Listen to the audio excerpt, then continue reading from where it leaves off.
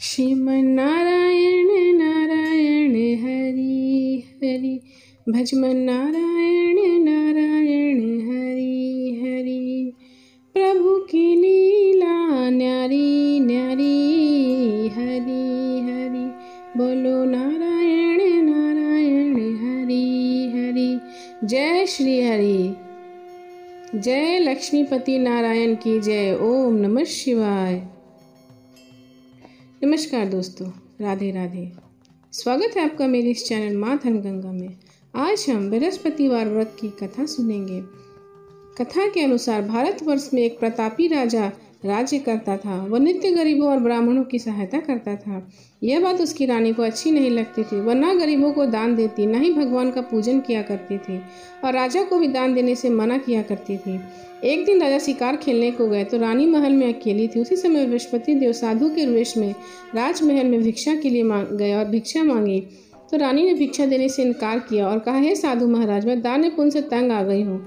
मेरा पति सारा धन लुटाते रहता है। मेरी इच्छा है कि हमारा सब धन नष्ट हो जाए, फिर ना रहेगी बांस न बजेगी बांसुरी।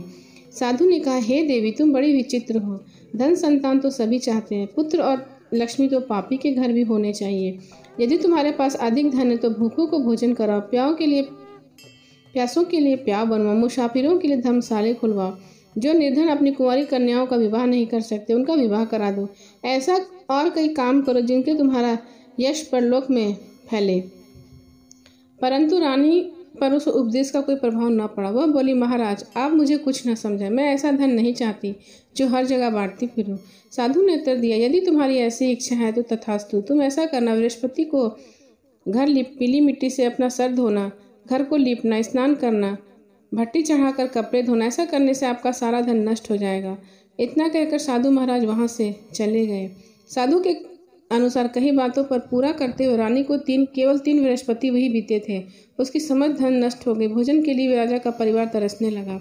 एक दिन राजा ने रानी से बोला, हे रानी, तुम यहीं रहो, मैं दूसरे देश को जाता हूँ, क्योंकि यहाँ पर कोई मुझे काम नहीं देगा, इसलिए मैं छोटा कार्य नहीं कर सकता। ऐसा कहकर राजा प्रदेश चला गया। वहाँ वह जंगल से लकड़ी काट कर लाता और शहर में बेचता। इस तरह वह अपना जीवन व्यतीत करने लगा। इधर राजा के प्रदेश जाते रानी और दासी दुखी रहने लगी। एक बार जब रानी और दासी को 7 दिन तक बिना भोजन के रहना पड़ा तो रानी ने अपनी दासी से कहा, हे दासी, पास ही नगर में मेरी बहन रहती है, वह बड़ी धनवान है, तो उसके पास जा और कुछ ले आ, ताकि थोड़ा बहुत गुजर बसर हो जाए। दासी रानी की बहन के पास गई। उस दिन गुरुवार था और रानी की बहन उस समय बृहस्पति व्रत की कथा सुन रही थी। दासी ने रानी की बहन को अपना रानी का संदेश दिया, लेकिन रानी की बड़ी बहन ने कोई उत्तर नहीं दिया। जब दासी को रानी की बहन से कोई उत्तर न मिला तो वह बहुत दुखी और क्रोध भी आया। दासी ने वापस आकर रानी को सारी बात बता दी। सुनकर रानी ने अपने भाग्य को कोसा। उधर रानी की बहन ने सोचा, मेरी बहन की दासी आई थी, परंतु मैंने उससे कुछ नहीं बोला, इससे वह दुखी हुई होगी। कथा सुनकर और पूजन समाप्त करके वह अपनी बहन के घर आई और कहने लगी, हे बहन, मैं बृहस्पतिवार का व्रत कर रही थी। तुम्हारी दासी मेरे घर आई थी, परंतु जब तक कथा होती है तब तक न उठते और न ही बोलते हैं, इसलिए मैं नहीं बोली। कहो दासी क्यों गई थी? रानी बोली, बहन, तुमसे क्या छुपा, हमारे घर में खाने तक को अनाज नहीं है। ऐसा कहते कहते वह रोने लगी। उसने दासी समेत पिछले 7 दिनों तक भूखे रहने की बात अपनी बहन को बताया। रानी की बहन बोली, देखो, भगवान बृहस्पति देव की मनोकामना से तुम्हारे घर में कुछ रखा हो। पहले तो रानी को विश्वास नहीं हुआ, पर बहन के आग्रह करने पर उसने अपनी दासी को अंदर भेजा तो उसे सचमुच अनाज से भरा एक घड़ा मिला। यह देखकर दासी को बड़ी हैरानी हुई।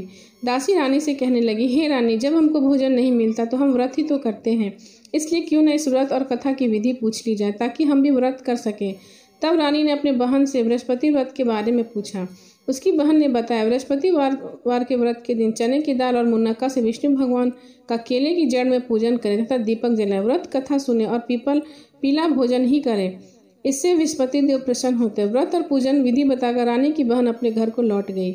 7 दिन के बाद गुरुवार आए तो रानी और दासी ने व्रत रखा। घुड़साल से जाकर चना और गुड़ ले आई और उससे फिर केले की जड़ तथा विष्णु भगवान का पूजा किया। अब पीला भोजन कहाँ से आए, इस बात को लेकर दोनों बड़ी दुखी थे। चूंकि उन्होंने व्रत रखा था इसलिए बृहस्पति देव उनसे प्रसन्न थे, इसलिए वे एक साधारण व्यक्ति के रूप में 2 सुंदर थालों में पीला भोजन दासी को दे गए।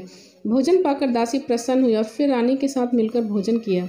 उसके बाद वे सभी गुरुवार को व्रत और पूजन करने लगी। बृहस्पति भगवान की कृपा से उनके पास फिर से धन संपत्ति आ गई, परंतु रानी फिर से पहले की तरह आलस्य करने लगी। तब दासी बोली, देखो रानी, तुम पहले भी इस प्रकार आलस्य करती थी, तुम्हें धन रखने में कष्ट होता था, इस कारण सभी धन नष्ट हो गया। अब जब भगवान बृहस्पति की कृपा से हमें धन मिला है तो तुम्हें फिर आलस्य होता है। रानी को समझाते हुए दासी कहती है कि बड़ी मुसीबतों के बाद हमने धन पाया है, इसलिए हमें दान पुण्य करना चाहिए और धन को शुभ कार्यों में खर्च करना चाहिए, जिससे तुम्हारा कुल का यश बढ़ेगा, स्वर्ग की प्राप्ति होगी, पितृ प्रसन्न होंगे। दासी की बात मानकर रानी अपना धन शुभ कार्यों में खर्च करने लगी, जिससे पूरे नगर में उसका यश फैलने लगा। बृहस्पति व्रत कथा के बाद श्रद्धा के साथ आरती किया करती थी और उसके बाद सबको प्रसाद बांटा करती थी। एक दिन राजा दुखी होकर जंगल में एक पेड़ के नीचे आसन जमाकर बैठा था। वह अपनी दशा को याद करके व्याकुल होने लगा। बृहस्पति का दिन था। एकाएक उसने देखा निर्जन वन में एक साधु प्रकट हुए। वह साधु वेश में बृहस्पति देव थे। लकड़हारे के सामने आकर बोले, हे लकड़हारे, इस सुनसान जंगल में तू किस चिंता में बैठा है? लकड़हारे ने दोनों हाथ जोड़कर प्रणाम किया और उत्तर दिया, महात्मा जी, आपसे सब कुछ जानते, मैं क्या कहूँ। यह कहकर वह रोने लगा और साधु की अपनी आत्मकथा सुनाई। महात्मा जी कहने लगे, तुम्हारी स्त्री ने बृहस्पति के दिन बृहस्पति भगवान का निरादर किया, जिसके कारण वह रुष्ट हो गए। उन्होंने तुम्हारी यह दशा कर दी। अब तुम चिंता को ना करो, मेरे कहने पर चलो, मैं तो तुम्हारे सब कष्ट दूर हो जाएंगे और भगवान पहले से भी अधिक संपत्ति तुम्हें देंगे। बृहस्पति के दिन कथा किया करो। 2 पैसे के चने मुनक्का लाकर उसका प्रसाद बनाओ और शुद्ध जल से लोटे में शक्कर मिलाकर अमृत तैयार करो। कथा के पश्चात अपने सारे परिवार और सुनने वालों को अमृत व प्रसाद बांटकर खुद भी ग्रहण करो। ऐसा करने से भगवान तुम्हारी सभी मनोकामनाएं पूरी करेंगे। साधु के ऐसे वचन सुनकर लकड़हारा बोला, हे प्रभु, मुझे लकड़ी बेचकर इतना पैसा नहीं मिलता जिससे भोजन के उपरांत कुछ बचा सकूं। मैं रात्रि में मैंने अपनी स्त्री को व्याकुल देखा, मेरे पास कुछ भी नहीं जिससे मैं उसकी खबर मंगा सकूं। साधु ने कहा, हे लकड़हारे, तुम किसी बात की चिंता मत करो। बृहस्पति के दिन तुम रोजाना की तरह लकड़ियां लेकर शहर को जाओ। तुमको रोज से दुगना धन प्राप्त होगा, जिससे तुम भली भांति भोजन कर लोगे तथा बृहस्पति देव की पूजा का सामान भी आ जाएगा। इतना कहकर साधु अंतर ध्यान हो गया। धीरे धीरे समय व्यतीत होने पर वही बृहस्पतिवार का दिन आया। लकड़हारा जंगल से लकड़ी काटकर किसी शहर में बेचने गया। उसे उस दिन से अधिक पैसे मिले। राजा ने गुड़ चना लाकर गुरुवार का व्रत किया। उस दिन से उसके सभी क्लेश दूर हो गए, परंतु जब दोबारा गुरुवार आया तो वह बृहस्पतिवार का व्रत करना भूल गए। इस कारण बृहस्पति भगवान नाराज हो गए। उस दिन राजा ने विशाल योग का आयोजन किया तथा शहर में यह घोषणा करा दी, कोई भी मनुष्य अपने घर भोजन न बनावे, न आग जलावे, समस्त जनता मेरे घर भोजन करने आए। इस आज्ञा को जो न मानेगा उसे फांसी की सजा दी जाएगी। इस तरह की घोषणा संपूर्ण नगर में करवा दी गई। राजा की आज्ञा अनुसार शहर के सभी लोग भोजन करने गए, लेकिन लकड़हारा कुछ देरी से पहुंचा, इसलिए राजा उसको अपने साथ घर लिवा गया और ले जाकर भोजन करा रहे तो रानी की दृष्टि उस खूंटी पर पड़ी जिस पर उसका हाथ लटका हुआ था। वह वहां ना दिखाई दिया। रानी ने निश्चय किया कि मेरा हार इस मनुष्य ने चुरा लिया। उसी समय सिपाहियों को बुलाकर उसको कारागार में डलवा दिया।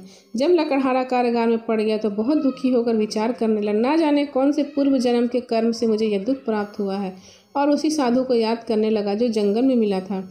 उसी समय तत्काल बृहस्पति साधु के रूप में प्रकट हुए। उसकी दशा देखकर कहे, अरे मूर्ख, तूने बृहस्पति देव की कथा नहीं करी, इस कारण तुझे दुख प्राप्त हुआ है। अब चिंता मत कर, बृहस्पतिवार के दिन कारागार में दरवाजे पर 4 पैसे पड़े मिलेंगे, उनसे तो बृहस्पति देव की पूजा करना, तो तेरे सभी कष्ट दूर हो जाएंगे।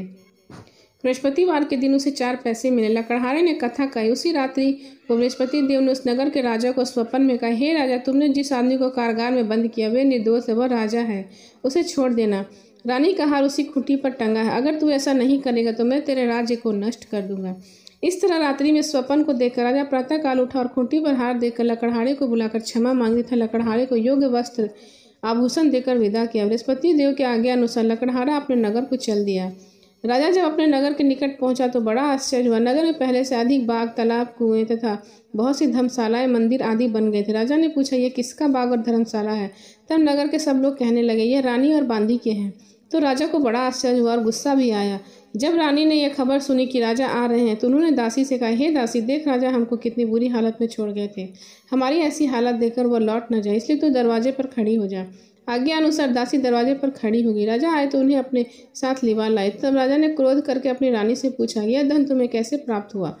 तब उन्होंने कहा कि यह सब हमें धन बृहस्पति देव के इस व्रत के प्रभाव से प्राप्त हुआ है।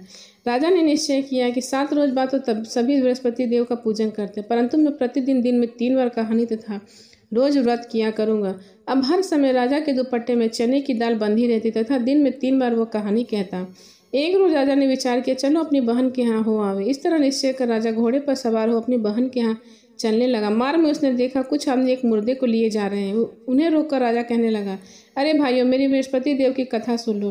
वो बोले, लो, हमारा तो आदमी मर गया, इसको अपनी कथा की पढ़िए। परंतु कुछ आदमी बोले, अच्छा कहो, हम तुम्हारी कथा सुनेंगे। राजा ने दाल निकाली और जब कथा आदि हुई तो मुर्दा हिलने लगा, और जब कथा पूरी हुई तो वह राम राम कर कर मनुष्य खड़ा हो गया। अगर आगे मार्ग में उसे एक किसान खेत में हल चलाता मिला। राजा ने उसे देखा और उससे बोला, अरे भाई, तुम मेरी बृहस्पतिवार की कथा सुन लो। किसान बोला, जब तक मैं तेरी कथा सुनूंगा तब तक 4 हरिया जोत लूंगा।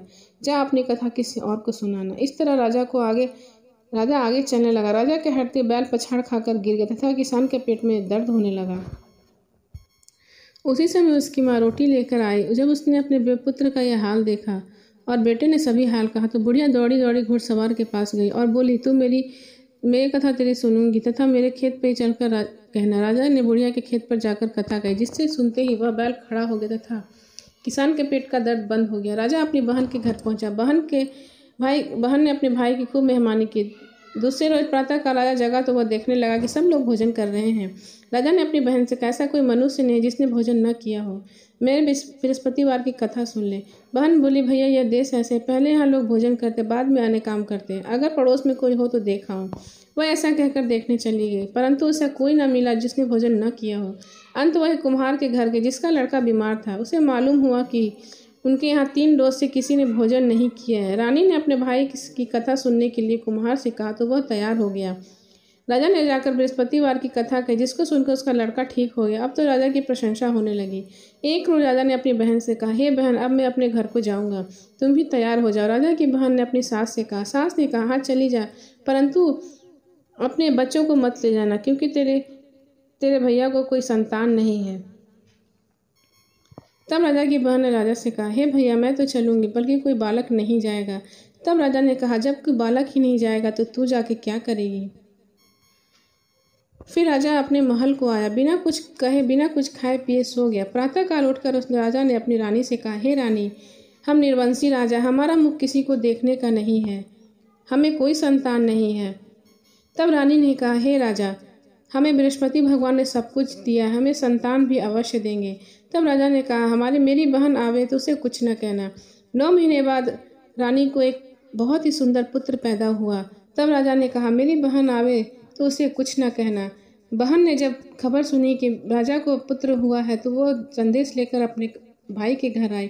तो रानी ने कहा, घोड़े चढ़कर नहीं आए, गधा चढ़कर आई। तो राजा की बहन ने कहा, भाभी, बृहस्पति देव ऐसे ही हैं, जिसके मन में जो मनोकामनाएं होती वैसे वो पूर्ण करते हैं। मैं ऐसा ना कहती तो तुम्हें बृहस्पति देव पुत्र कैसे देते। बृहस्पति भगवान सबके कष्ट को दूर करते हैं और सबकी मनोकामनाएं पूर्ण करते हैं।